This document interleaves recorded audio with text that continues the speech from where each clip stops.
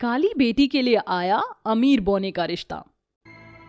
देखिए बहन जी, आपकी लड़की तो हमें पसंद है, लेकिन दहेज में हम लोग 10 लाख रुपए और घर का बाकी सामान लेंगे। क्या 10 लाख रुपए? बहन जी, ये तो बहुत ही बड़ी रकम है। हम लोग इतनी बड़ी रकम कहाँ से लाएंगे? हम एक मिडिल क्लास फैमिली के रहने वाले हैं। इतनी बड़ी रकम हमारे लिए जोड़ पाना नामुमकिन है। तो ये रिश्ता होना भी नामुमकिन है। आप देखो, आपकी बेटी का रंग कितना काला है, इसके बावजूद भी मैं आपकी बेटी का रिश्ता अपने इतने सुंदर बेटे के साथ कर रही हूँ। तो इसके लिए तो हमें कुछ ना कुछ तो मिलना चाहिए। मैंने कौन सा आपसे आपकी पूरी जायदाद मांग ली है? मैं तो बस 10 लाख रुपए ही मांग रही हूँ, और आज के जमाने में 10 लाख रुपए कोई बड़ी रकम नहीं है।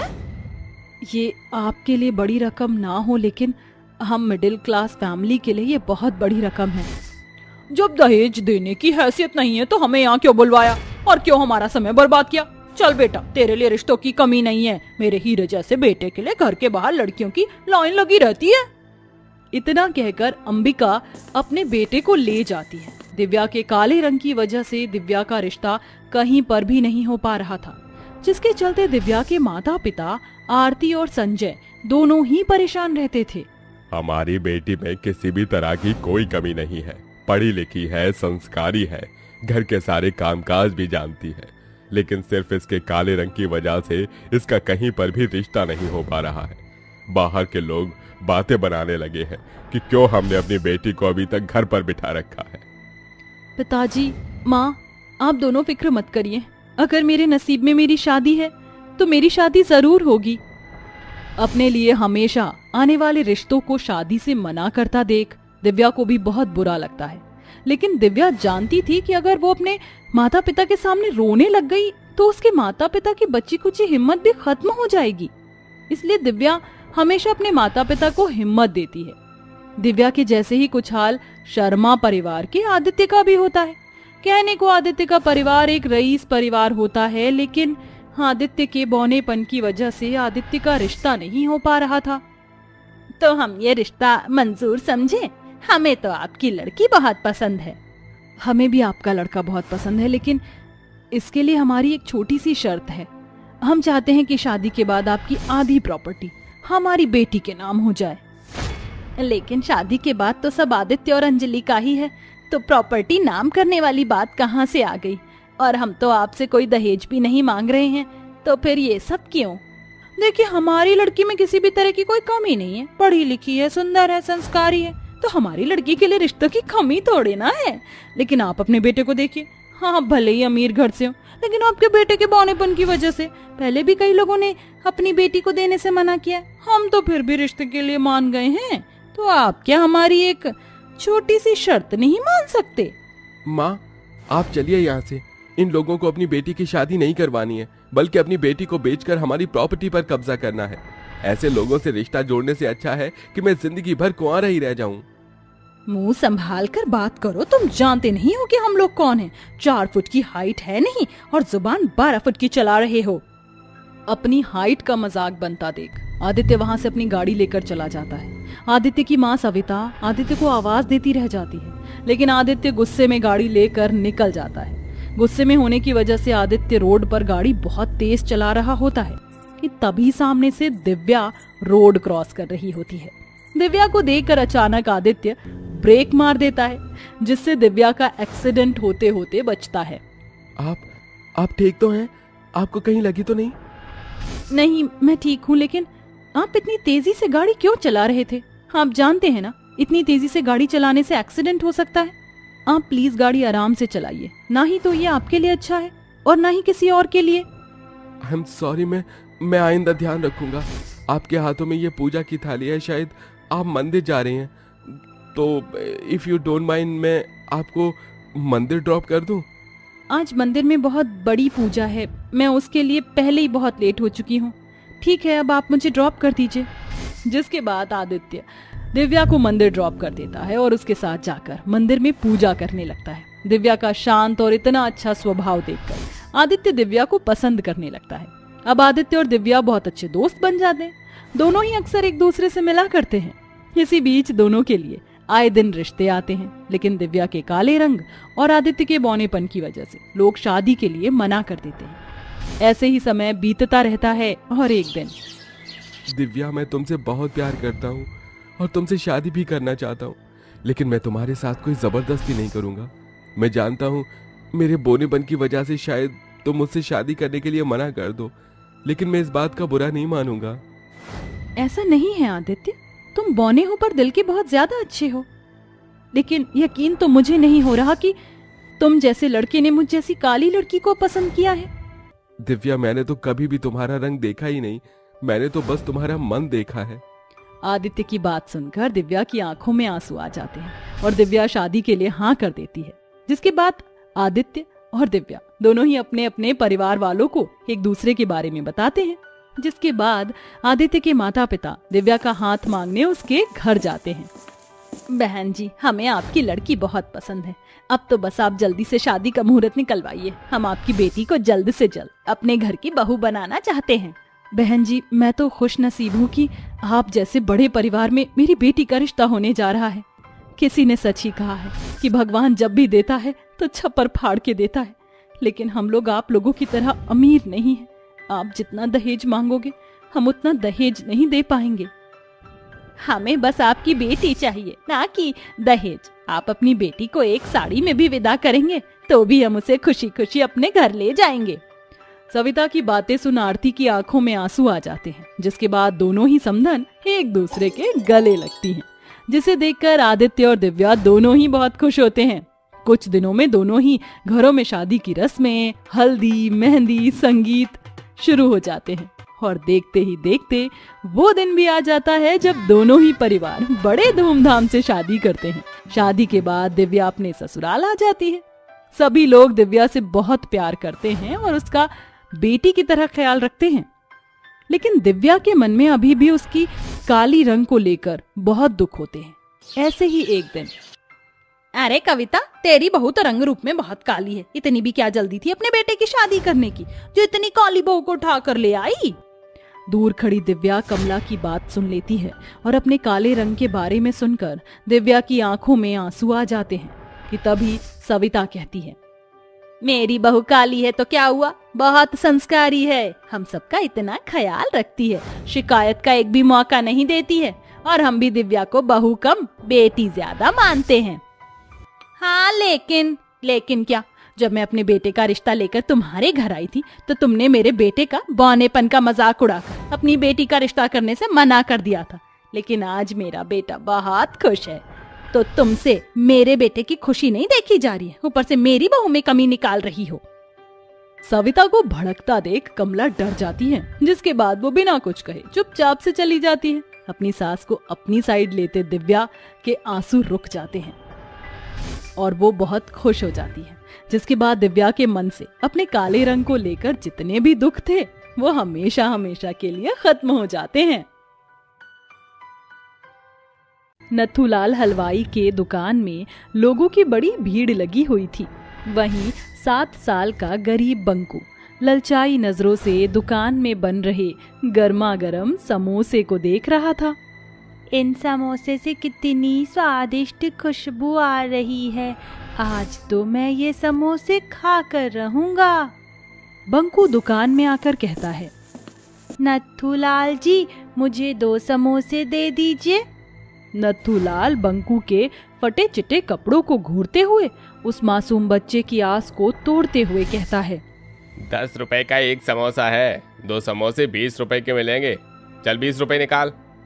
मगर मेरे पास पैसे नहीं हैं। साला गरीब फटीचर कहीं का, हाथ में एक फूटी कौड़ी नहीं और चला आया है समोसे खरीदने। चल भाग यहाँ से, पता नहीं कहाँ कहाँ से आ जाते हैं भिखारी कहीं के। पैसे का लालची हलवाई नथुलाल बेचारे बच्चे को धक्का मार देता है। तभी वहां से गुजर रही जानवी बंकू को देख लेती है और उसे घर लेकर आती है और आंसू भरी आंखों से कहती है, बंकू, अगर तेरा समोसे खाने का मन था तो तूने अपनी माँ को क्यों नहीं बताया? क्योंकि मैं जानता था माँ कि आप मुझे समोसे नहीं दिला पाओगी, क्योंकि हम गरीब हो गए हैं, और मैं ये भी जान गया हूँ कि हम गरीब होने का कोई गेम नहीं खेल रहे हैं, बल्कि हम सचमुच में गरीब हो गए हैं। मुझे यहाँ नहीं रहना माँ, चलो ना हम अपने बड़े घर में वापस चलते हैं। आखिर बंकू कहाँ जाने की बात कर रहा है और बीते वक्त में ऐसा क्या हुआ था? Banku, we are getting late बेटा, जल्दी आओ। आया डैडी। प्रणाम दादाजी। खूब खुश रहो मेरे प्यारे पोते आनंद। आज की मीटिंग की फाइल तैयार हो गई है ना? तुम्हें पता है ना कि ये डील हमारे लिए कितनी ज्यादा जरूरी है।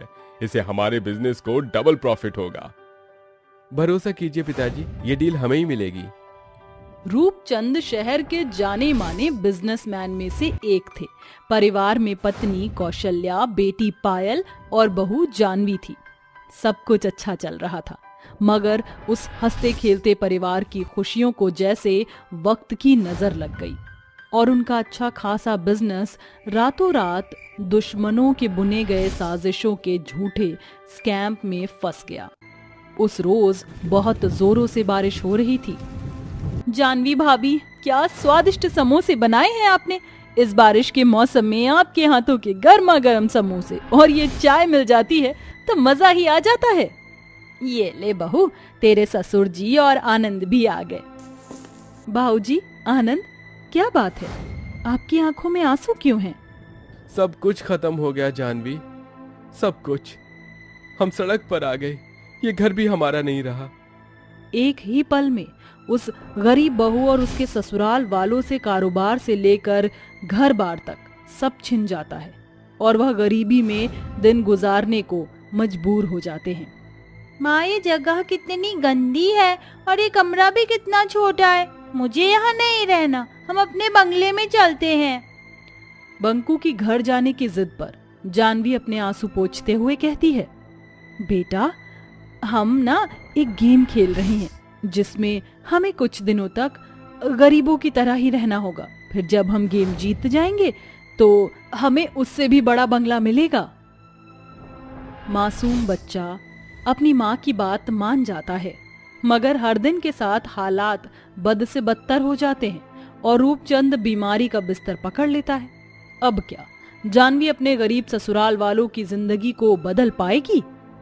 बंकू के समोसे खाने की ख्वाहिश को पूरा करने के लिए जानवी घर में पड़े 2 आलू से समोसे बनाने का मसाला तैयार कर लेती है और पड़ोस से थोड़ा मैदा उधार मांगकर ले आकर अपने बेटे के लिए गर्मा गर्म समोसे बनाकर देती है।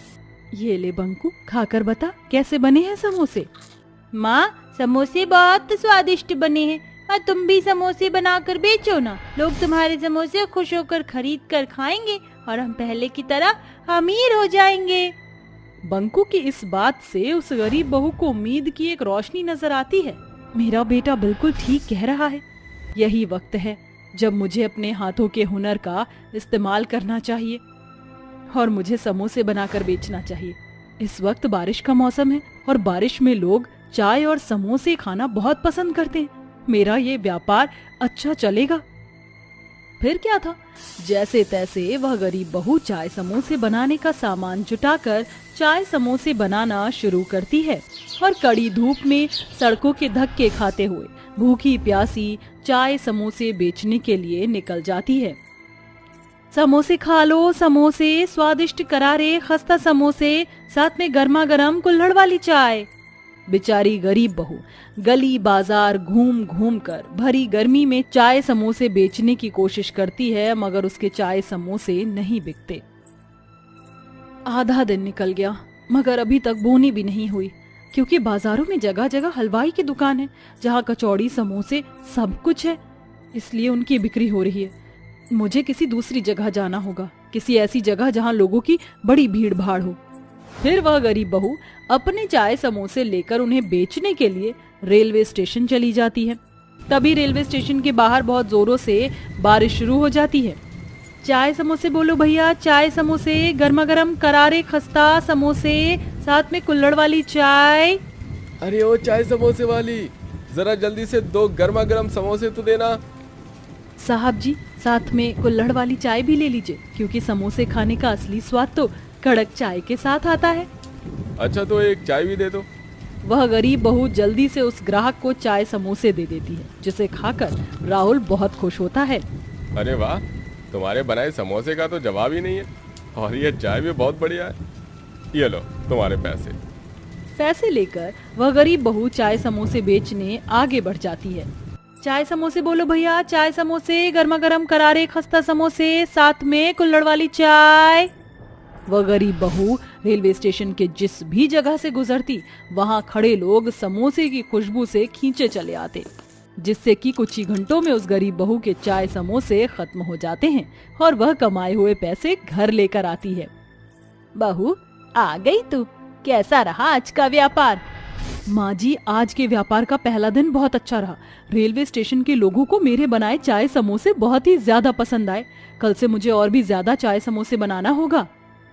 अगली सुबह जानवी के साथ उसकी सास और ननद भी समोसे बनाने में उसकी मदद करती है। पायल, मैं और माँ जी समोसे बना रहे हैं, इतने में तुम बड़े वाले पतीले में चाय चढ़ा दो। जी भाभी। सास और नंद की मदद मिल जाने से जानवी बहुत ही कम समय में चाय समोसे बनाकर एक बार फिर उन्हें बेचने रेलवे स्टेशन पर आती है। ये क्या, आज तो रेलवे स्टेशन बिल्कुल खाली है, यहाँ जरा सी भी भीड़ नहीं है। ऐसे तो मेरे चाय समोसे की बिक्री घट जाएगी और मुझे घाटा लगेगा। जानवी की नजर रेलवे स्टेशन की पटरी पर लगी ट्रेन पर जाती है, जिसमें बहुत से मुसाफिर होते हैं। जानवी चाय समोसा लेकर काठ गोदाम की उस ट्रेन में चढ़ जाती है और बोगियों में घूम घूम कर चाय समोसे बेचने लगती है। चाय समोसे बोलो भैया, चाय समोसे, गर्मा गर्म कड़क चाय खस्ता समोसे के साथ खाओ। गायत्री और हरिनाथ उससे समोसे खरीदते हैं। बिटिया, 2 समोसे और 2 चाय दे दो। ये लीजिए काकी। अरे वाह बिटिया, तुम्हारे बनाए समोसे के स्वाद में हमें अपने गांव के बनाए समोसे याद आ गए। एकदम वैसा ही स्वाद है। शुक्रिया काकी। अरे बेटिया, एक काम करो, 6 समोसे और दे दो, क्योंकि अभी हमारा सफर बहुत लंबा है और ट्रेन का कच्चा पक्का कुछ और खाने से अच्छा हम ये स्वादिष्ट समोसे खाएंगे तो सफर कट जाएगा। उस दंपति के बाद ट्रेन में सवार हर मुसाफिर उस गरीब बहू के चाय समोसे खरीदकर खुशी से उसे खाता है। हर दिन के साथ उस गरीब बहू के चाय समोसे की बिक्री रेलवे स्टेशन पर बढ़ती ही जाती है, जिससे अब चाय समोसे के व्यापार से उसे अच्छी खासी कमाई शुरू हो जाती है और जानवी और उसके गरीब ससुराल वालों की बिखरी हुई जिंदगी पटरी पर आने लगती है। जिसके बाद वह अपने पति आनंद से कहती है, ऊपर वाले की दया से मेरे चाय समोसे का व्यापार अच्छा खासा चल पड़ा है, इसलिए मैंने रेलवे स्टेशन पर एक दुकान ले ली है। इसलिए मैं चाहती हूँ कि इस व्यापार में आप मेरी मदद करें आनंद जी। मैं तुम्हारी मदद जरूर करूंगा जानवी। इन दुख भरे बुरे हालातों में तुमने जो मेरे परिवार के लिए किया है वो कोई अपना भी नहीं करता। भाभी, मैं और माँ भी आपकी और भैया की मदद करने के लिए रेलवे स्टेशन पर चलेंगे। अब उस गरीब बहू के साथ साथ उसके पति, सास और ननद भी जानवी के साथ हर दिन रेलवे स्टेशन पर सुबह से लेकर रात तक चाय समोसे का व्यापार मिलकर चलाते, जिससे उनकी खूब कमाई होती और अपने इस मेहनत के बलबूते बहुत ही जल्दी जानवी अपने ससुराल वालों के रहने के लिए किराए के घर से निकलकर खुद के बने घर में आ जाती है, जहां सभी खुशी खुशी रहने लगते हैं। अक्सर सफलता से मिलने से पहले दुख भरे दिन भी देखने पड़ते हैं, मगर जो उन हालातों में हिम्मत नहीं हारता, एक दिन खुद सफलता उनके कदम चूमती है।